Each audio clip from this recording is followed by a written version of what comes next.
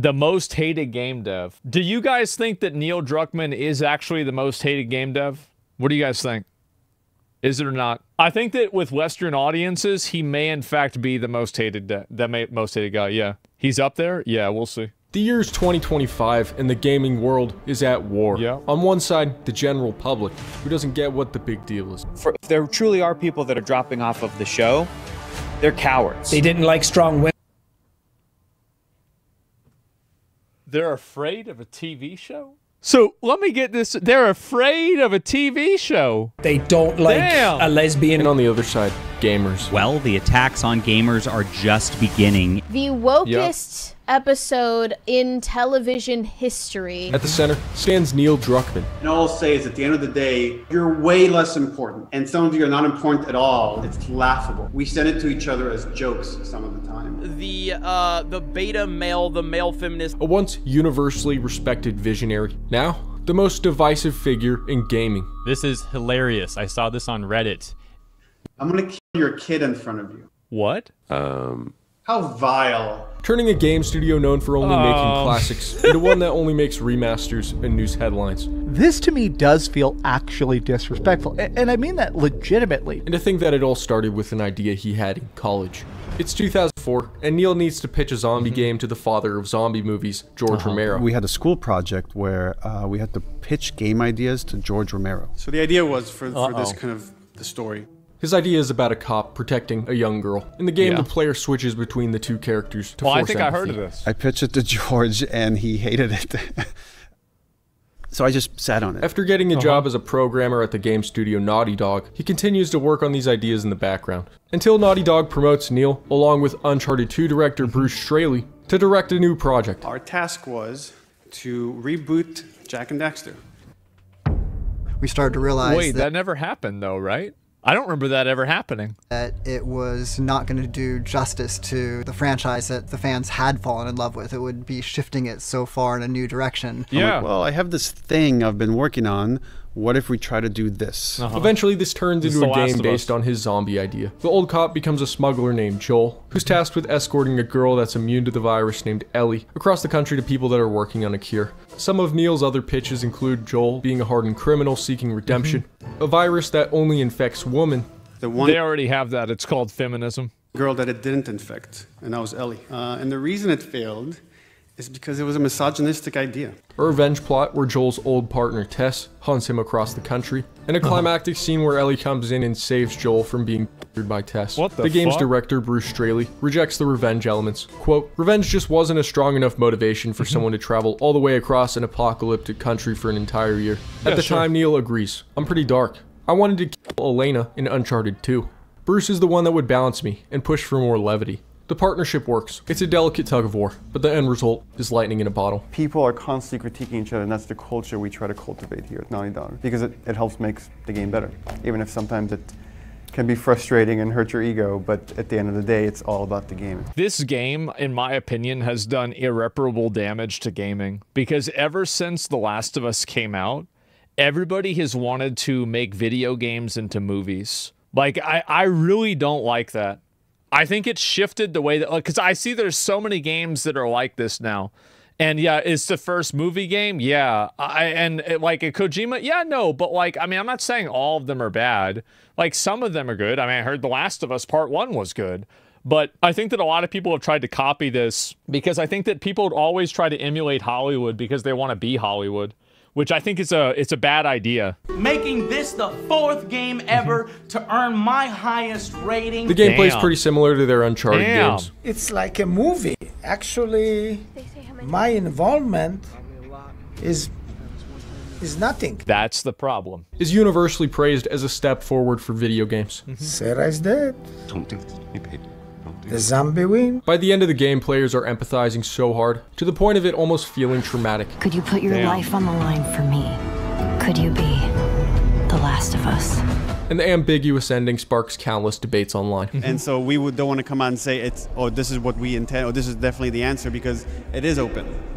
Suddenly, Neil gets universally praised as a storytelling genius. It sticks in your mind even deeper on one level than a great work of literature or a cinematic masterpiece to some extent. But their success comes with consequences. In 2014, right in the middle of production on Uncharted 4, Amy Hennig, one of the key creative forces behind Uncharted, leaves Naughty Dog under controversial circumstances. It was very upsetting. Amy had been replaced. I don't know whether this is public knowledge or not, but that was not her choice. It was the company's choice. At the same time, Neil gets promoted to fill Amy's spot and reworks everything. Is it tough for you to go into the set and work with Neil Druckmann, or you just have to be professional and try and leave your opinions and resentments outside? Yeah. Isn't it crazy how like people can work with other people that they disagree with without completely crashing out? Like, and it's like most older people know that, but it's been lost on younger people. Yeah. The development crunch is so brutal that nearly 70% of designers quit after shipping due to creative burnout. Oh my God. Among them, Bruce Straley, Neil's creative partner and Damn. filter for his darker impulses, is gone. As Neil rises in the ranks, he grows more comfortable with confrontation. After getting some backlash for including LGBT content in The Last of Us DLC, he takes to Twitter. For each one of these bigoted and sad posts, I get thousands of positive ones from amazing fans. Some might say arguing on the internet is unprofessional, and it could leave you vulnerable to having your personal information stolen. I think that in general, if you try to push out a narrative like this and you try and do something like that, that's fine. But I think that a lot of people get frustrated by it whenever it's not really done in the main story and then you add it in afterwards in order to get like virtue signal points. Kind of like what happened with Dumbledore. That's why you should be using Surfshark, the sponsor of this video. It's crazy how many VPNs there are. Like, I don't know how they all make money.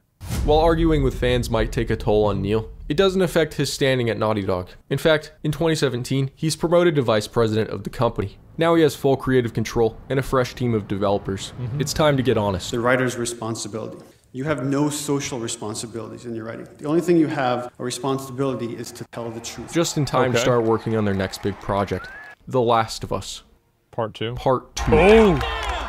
The whole world applauds. However, some fans remain skeptical. Did they even need to make a second game? Wasn't the ambiguous ending part of the point? And so we don't want to come out and say, oh, this is what we intend, or this is definitely the answer, because it is open. I know there's a lot of people that feel this trepidation about revisiting what that ending means. No one loves these characters more than we do, and we would not do this if we didn't feel like we had the right idea. Right off the bat, it's clear this is a Neil game. All of Neil's rejected ideas for the first game are back. The revenge plot, the switching between characters mechanic, and his idea to kill a main character from Uncharted 2. So let me get this straight. So Baldy was keeping him in check. Baldy gets removed. This guy makes his own game the way he wants it to be, and everybody hates it. Where are we on getting physics on these strands? That explains a lot. So for next time? For next time? Yes. They released a story trailer and gameplay demo, and the hype train is now at full speed. Wow! The visuals are stunning. Every square inch of the world is drenched in detail. I see this. It reminds me of every single Unreal 5 game. Dude, they did the lips so well. Yeah, that actually looks really good. Wow. So they're making out with each other? Yeah, wow. I'm tumbling in there. That's actually... Like, seriously, that's really, really good attention to detail. And, oh, God. Nevertheless, even with just breadcrumbs, the online debates are already heating up. There started to be these rumors about the game. False narratives that the game has homophobic Christians, and that's who you fight. And then there's like a series of like YouTubers and websites that just run with this stuff. Neil knows the creative choices aren't going to please everybody, but as long as no one inside spoils anything, he thinks the backlash will be manageable. And I was able to dismiss it, and then the leaks happened. And then all of a sudden it's like a flood. With only a couple months until the game's release, someone leaks the biggest spoiler in the game, Joel's death scene in full. Plus the fact that you play as his killer for around half of the game. The YouTube video gets taken down at around 1,000 views, but that's enough. Neil braces for impact. Just want to say on behalf of everyone at Naughty Dog, a lot of you have sent us very sweet, encouraging messages along that time that have been really helpful. We make this thing. And that was the lowest point in my life. If the leaks are true, This game can kiss my... The destruction of several characters that people are very attached to. Everybody's trying to be George R.R. Martin. People are trying to be that guy that kills the really important character. And it's like, you know, like to write the story where like Gandalf dies in like, you know, the Fellowship of the Ring or something. Like they're trying to do this, you know, like, and you know, you saw this happen and it's not that nobody can do it. I mean, they did it with Expedition 33, no spoilers included, but they did it. And it's not that you can't do it, but there's a lot of people that try and do it and they fucking fail. On Joel dying and the fact that you played Joel's killer. And in the fact that they said that like Joel's killer is transgender. If you think that game could be spoiled by a couple screenshots, really? No matter what you've seen or heard. After you hear them, you're not going to want to pick up this game. Or read, nothing compares to playing this thing from beginning to end. Joke throughout production would say is like the downfall of Naughty Dog. This is it. This is the downfall. This game is the downfall of Naughty Dog. What? The game releases in June 2020, and within hours of the game's release, hundreds of negative reviews start flooding the game's page. This is the kind of shit that really is confusing hours of the game's release. Hundreds of... You look at this right here. This right here is the problem, and this is like this happened a few years ago, right? Like at this point. So like this is the reason why games journalism died. This right here. At the end of the day, what point does a review serve? What purpose does a review serve other than to inform the customer? And it is very obvious that for whatever reason, whether you agree with it or not, these professional reviews certainly did not represent the fucking customer. Negative reviews start flooding the game's page.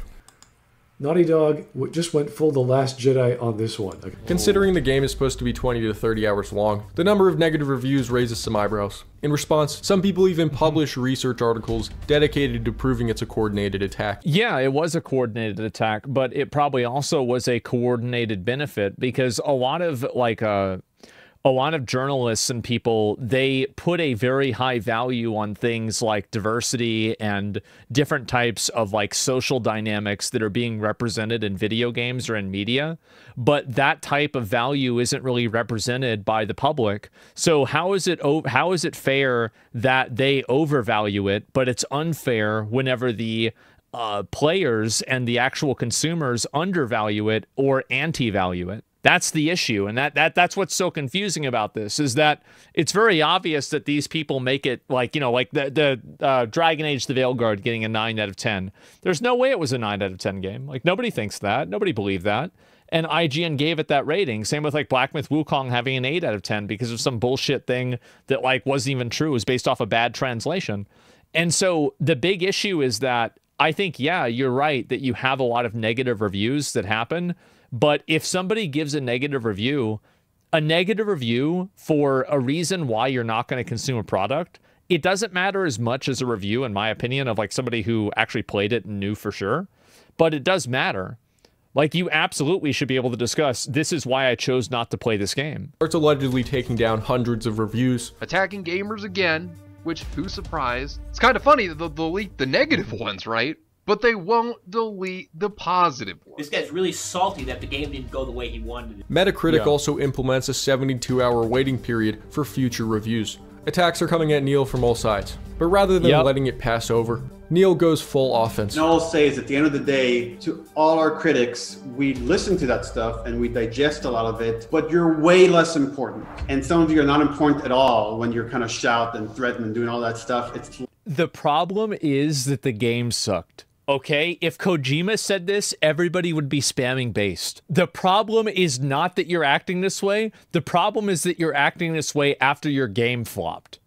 That's the issue. We send it to each other as jokes some of the time. Look, I get it. You love these fictional characters, but they're not real. You do know that, right? Guys, don't be scared of therapy. Think of it like working out for your brain. But soon, bad reviews aren't the only thing on Neil's plate. Some of the more observant fans notice lies in the marketing, mainly that Joel is added in post to make it look like he's a bigger part of the game. They also make him look different. I don't know why they would do that. Just have scenes in the trailer with Joel in them. That's not hard to do. They went out of their way to cut clips to make it look like Joel is involved in the scene. Fans call it false advertising. So they're trying to bait people in there by knowing this is the character they like the most, and then they're going to kill the character that they like the most, and then somehow this is gonna be what the fans want. But Neil says he just didn't want to spoil the surprise. Metal Gear Solid 2 is one of my favorite games, and I love it. By the way, that's a completely justified reason. I don't mind that at all. For him to say that, that's totally okay. I loved when I played Metal Gear Solid 2, and I saw those trailers. You were deceived, right? Because they moved boss battles around. You always saw Snake. They never showed you Raiden. And I remember like, oh, I'm playing a whole new character. This is f***ing awesome. However, fans bring up an IGN article from 2018. A great example with this too is that it's Expedition 33. Like it's a kind of a new game, so I'm not going to spoil it. But it's very obvious that, you know, I mean, I had no idea that was going to happen. I had no idea at all. And it's because of the way that it was advertised. And that was a good thing. Neil is saying Ellie will be the only playable character. To make the situation worse, as the Game Awards approach, when The Last of Us Part 2 is nominated for Game of the Year, Neil tweets, "The Last of Us fans, activate. For every vote you cast for The Last of Us Part 2, a hater loses their caps lock." This wasn't a good tweet. First of all, it's a very passive-aggressive tweet, particularly with his emoji at the end. He apologizes, saying it was all a misunderstanding. Stop defending Neil Cuckman. Well, no, I was just saying that I don't know, like, I'm just talking about this, just being fair, right? Like, I'm saying, like, oh, yeah, that would make sense to me if you want to give people the impression this is what's going to happen. Like, yeah, I don't think it's bad to say that. I want to come across as someone who dislikes criticism. My tweet was meant as a joke, RE trolls. Yeah. Essentially, we're living in his head rent-free. But none of his former fans buy it. Multiple YouTubers report receiving strikes from Neil over videos critical of the game or the leaks. Not only did Naughty Dog strike down my YouTube channel along with so many others, they also are responsible for my Twitter account being taken down. Neil's ongoing battle with fans hasn't died down, and Naughty Dog hasn't announced any new games. Fans are getting impatient, but it gets worse. In 2022, they announced a $70 remake of The Last of Us Part 1. $70? For a remake of a $20 game that's already been remastered. They gotta have that money. Yep, they need that money. It's coming to PC. Hopefully the port is okay. Oh boy. Players booted up, and it's well, wasn't that the Prime Minister of Canada? After over an hour of waiting for it to build shaders, frame rate issues on the most high-end computers, textures not loading properly, and cutscenes where all the characters are wet. How does this one even work? If you plan on buying The Last of Us 1 remake, you're an idiot. You don't deserve to call yourself a gamer or ever play video games again. In fact, you don't even deserve to peek at a video game ever again. And quite frankly, I hope your hands cramp up. After 2 years, who is this guy? Sales disappoint. Critics call it unnecessary, and the goodwill in Neil's haters all but evaporates. Yeah, I remember when this came out. Druckmann became an egomaniac after The Last of Us, and lost his sense of humility. Fast forward a year, and things aren't looking much better. In terms of games, just remasters. Yeah, I think that a lot of people don't like Neil Druckmann because he comes off as the most pretentious theater kid, like, you know, trying to put on and project the image of being this, like, tormented, you know, like, writer or, like, you know, like, creative mind. It's like this guy's Vincent van Gogh, but the only thing that he did was stab himself in the chest, you know? Or cut off his ear. But Neil feels good. He's been promoted to head of Naughty Dog, and HBO launches The Last of Us TV series. Before it's released, Neil announces major changes to the story, with no input from Bruce Straley as far as anyone knows. For example, the Bill sequence works very well in the game because you're fighting the infected with Bill. I think if we had adapted that exactly as is for the show, maybe a thrilling episode, but dramatically would have been a lot less interesting than where we've ended up, which we changed it quite a bit. His ex-fans are primed to hate it, but in the end it's actually pretty good. In fact, HBO says it's one of their most popular shows that year. Neil becomes somewhat of a mainstream celebrity. New fans start pouring in, game sales spike, and he finally feels like he has some people on his side. Until season 2. It's crazy because that's exactly what happened with the game. It's almost like if you tell a story, like this is a big fantasy that a lot of people that are in media believe, is that the average modern audience cares less about these social issues and different types of dynamics than gamers do. But the reality is that, in fact, it's the opposite. Gamers and, you know, like online people are much more accepting and open-minded of things like non-traditional gender roles, non-heteronormative relationships, like all of the things that, you know, people complain about woke stuff with. there's a lot of like average Walmart Americans, and they just see that on the TV. They said, "Oh, this is weird. What's a? Oh shit! I didn't watch this game. Okay, what's this?" And they're done. They don't even think about it. Yeah, if you push it, right? Like they're not even like, it's not like they're getting mad. They're not writing like a whole thing about it. They're just like, oh, this is weird. I'm not going to watch this. And that's what an average person, I think, does a lot. And I think that what these people believe is that average people, because they think that they're average, but they're not average. This is like a very unique viewpoint that they have. Average people are totally okay with this stuff, but they are absolutely not. Why people didn't like the second game and season has nothing to do with woke. It did in the game. People didn't like that Abby character because she had a non-female body, and they thought that it was a weird type of like representation. And I think that that definitely was a big reason why. Like, I didn't even play the game, and I know that. I mean, I'm just saying, like, that is the reason. Like, it goes beyond that. No. But what I'm saying is that you're right. You're right. Maybe it's not woke stuff, it's the story, is what you guys are saying. You're right about that. But I'm saying also, whenever you're talking about putting these ideas out to the public dislikes them more than you'd imagine. It turns out fans of the show who haven't played the games have no idea what's in store. Yeah. Kill him with a golf club? I don't know what to do right now. I don't know what to do right now. I didn't think it was gonna happen this soon. And after Joel's big moment, public opinion shifts. IGN gives the episode their lowest rating in history. The result is a competent, often thrilling hour of television, but one that ultimately underserves the larger story and the characters it forever changes. Viewership starts to fall off, and the season finale sees a 55% drop from the first season. You have to expect that some people would just switch off after that, and people have switched off in their droves. But not only that, in December 2024, fans finally get a brief glimpse of something. It just keeps getting worse. This time Neil has an executive producer role, but that doesn't make it void of controversy. Bro, I saw that Intergalactic the Heretic Prophet literally had more dislikes than Concord. Actress for Naughty Dog's upcoming game Intergalactic Heretic Prophet mocked gamers by sharing pro-DEI fan art. I love how this happens, and like what's really funny is that the current reality is that this game is underwater, and they have to they apparently are telling people at the studio not to go on the internet and not to talk about it or think about it. And then this game, they totally changed the way that Siri looked from the original video, or at least Siri looks, it's very hard to say whether they changed it or not, but Siri looks totally different than the way she did from the original video, and she is 100% hotter. So like, this is literally an L and an L. Gamer, these companies it'll get shadow dropped. Have to be boycotted. But Neil says not to worry, that this next game is going to deal with a much less controversial subject matter. Oh, we made a game with The Last of Us 2. We made certain creative decisions that got us a lot of hate. So the joke is like, you know what? Let's do something that people won't care as much about. Let's make a game about faith and religion. Whether it's any good or not, we've yet to funny. see. But it's clear Neil's not taking his foot off the brake anytime soon. I can respect a guy that's got his ideas, you know, and he has his creative vision and he wants to do it. But at the same time, I don't really think this is going to go anywhere. And it's funny for me to see this, but I do think that Neil Druckmann has become like the fucking spirit animal of every pretentious, annoying, woke, theater kid, pretend, tormented artist, writer that just makes shitty stories that people don't like. I feel like this is the guy, right? The anti-Kojima. Yeah, because everybody wants to be Kojima. And like, this is like our, you know how like, you know how like sometimes they have like a fucking store brand of something, like the Great Value. This is like our Great Value Kojima. And it's sad.